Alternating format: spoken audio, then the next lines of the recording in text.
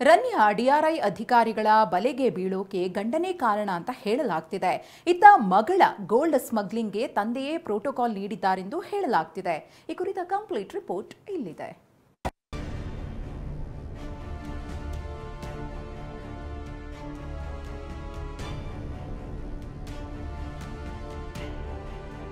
Biscuit beauty ಚಿನ್ನದ ನಟಿ Ranya smuggling ಕಹಾನಿ ಬಗೆದಷ್ಟು ಬಯಲಾಗ್ತಿದೆ.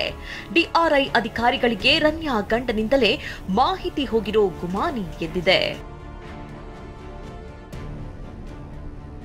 ಚಿನ್ನ ಸ್ಮಗ್ಲಿಂಗ್ ಕೇಸ್ನಲ್ಲಿ ಜೈಲು ಹಕ್ಕಿಯಾಗಿರುವ ನಟಿ ರನ್ಯಾ ಮದುವೆಯಾದ 2 ತಿಂಗಳಿಗೆ ದುಬೈ ಓಡಾಟ ಶುರು ಮಾಡಿದ್ಲು.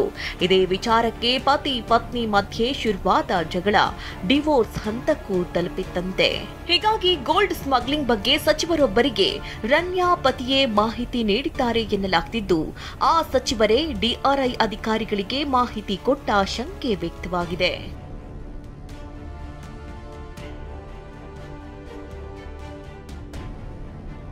ಗಂಡನಿಂದಲೇ ಮಾಹಿತಿ ರಿವೀಲ್ ಅನ್ನೋದು ಒಂದ್ ಕಡೆಯಾದ್ರೆ, ಮತ್ತೊಂದೆಡೆ ಸ್ಮಗ್ಲಿಂಗ್ ಕೇಸ್ನಲ್ಲಿ ರನ್ಯಾ ಮಲತಂದೆ ರಾಮಚಂದ್ರ ರಾವ್ ಪಾತ್ರವೂ ರಿವೀಲ್ ಆಗಿದೆ. ದುಬೈಗೆ ಹೋಗುವಾಗ ರಾಮಚಂದ್ರ ರಾವ್ ಪ್ರತಿ ಬಾರಿ ಅಧಿಕಾರಿಗಳಿಗೆ ಕರೆ ಮಾಡಿ ಪ್ರೋಟೋಕಾಲ್ ಕೊಡುವಂತೆ ಹೇಳ್ತಾ ಇದ್ರಂತೆ. ಆದ್ರೆ ಮೊನ್ನೆ ಮಾತ್ರ ರನ್ಯಾ ಕಾನ್ಸ್ಟೇಬಲ್ ಬಸವರಾಜ್ಗೆ ಕರೆ ಮಾಡಿದ್ದರ ಬಗ್ಗೆ ಟಿವಿ9ಗೆ ಮಾಹಿತಿ ಸಿಕ್ಕಿದೆ.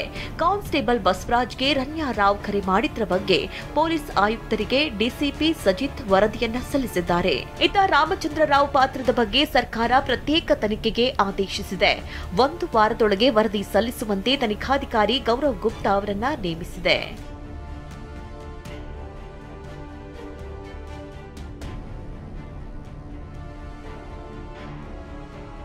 ಬರೀ ರಾಮಚಂದ್ರ ರಾವ್ ಅಷ್ಟೇ ಅಲ್ಲ, ರನ್ಯಾಗೆ ಶ್ರೀರಕ್ಷಿಯಾಗಿದ್ದ ಪೊಲೀಸರಿಗೂ ನಡುಕ ಶುರುವಾಗಿದೆ.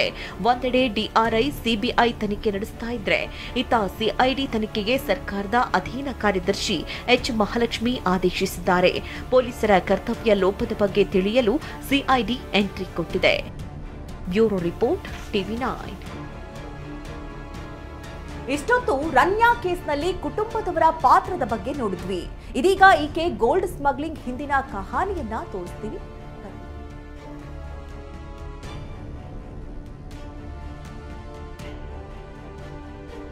ಬಿಸ್ಕೆಟ್ ಬ್ಯೂಟಿಯ ಚಿನ್ನ ಕಳ್ಳ ಸಾಗಾಣೆ ಪ್ರಕರಣದಲ್ಲಿ ಮಾಜಿ ಪ್ರಿಯಕರ ತರುಣ್ ಕಿಂಗ್ ಪಿನ್ ಆಗಿದ್ದಾನೆ. ದುಬೈನಿಂದ ಬೆಂಗಳೂರಿಗೆ ಚಿನ್ನ ತರಿಸುತ್ತಿದ್ದೇ ತರುಣ್ ಅನ್ನೋದು ಡಿಆರ್ಐ ತನಿಖೆಯಲ್ಲಿ ಬಯಲಾಗಿದೆ. ರನ್ಯಾ ಐಪಿಎಸ್ ಮಗಳಾಗಿದ್ರಿಂದ ಚಿನ್ನ ತರೋದು ಸುಲಭ ಅಂತ ತಿಳಿದಿದ್ದ ತರುಣ್ ಗೋಲ್ಡ್ ಸ್ಮಗ್ಲಿಂಗ್ಗೆ ಸ್ಕೆಚ್ ಹಾಕಿರೋದು ರಿವೀಲ್ ಆಗಿದೆ.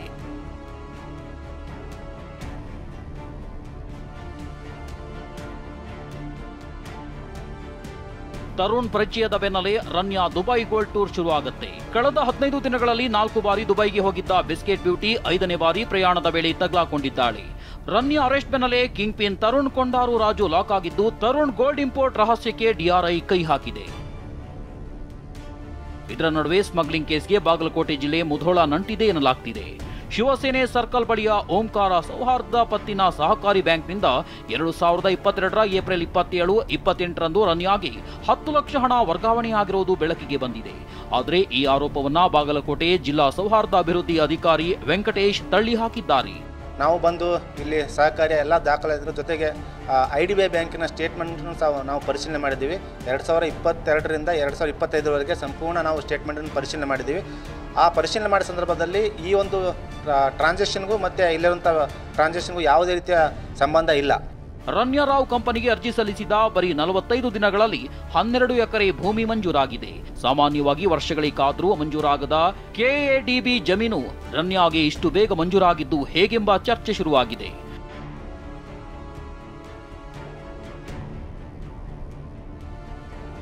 ದುಬೈನಲ್ಲಿ ರನ್ಯಾ ರಾವ್ ತರುಣ್ ಬಳಸುತ್ತಿದ್ದ ಮೊಬೈಲ್ ನಂಬರ್ನ ಫ್ಯಾನ್ಸಿ ಗುಟ್ಟು ಡಿಆರ್ಐಗೆ ಲಭ್ಯವಾಗಿದೆ. ಇಬ್ರು ಕೊನೆಯ 4 ನಂಬರ್ 5707 ಹೊಂದಿರೋದು ದಾಖಲೆ ಸಮೇತ ರಿವೀಲ್ ಆಗಿದೆ.